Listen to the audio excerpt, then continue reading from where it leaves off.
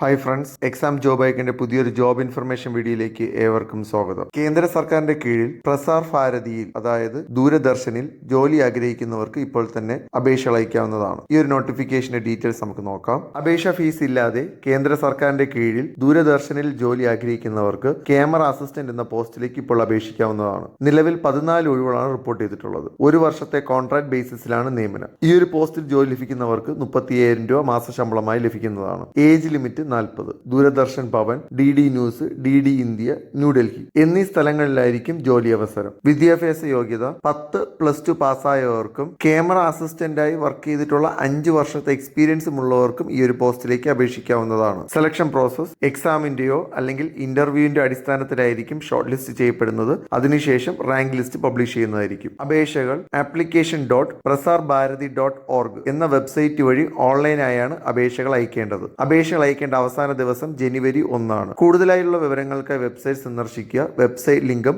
അപേക്ഷകൾ അയക്കേണ്ട ലിങ്കും ഡിസ്ക്രിപ്ഷനിൽ ഉൾപ്പെടുത്തുന്നതാണ്. ഇതുപോലെയുള്ള ജോബ് ഇൻഫർമേഷൻ വീഡിയോസ് ആദ്യം തന്നെ നിങ്ങളിലെത്താൻ ഈ ചാനൽ സബ്സ്ക്രൈബ് ചെയ്ത് സപ്പോർട്ട് ചെയ്യുക. താങ്ക്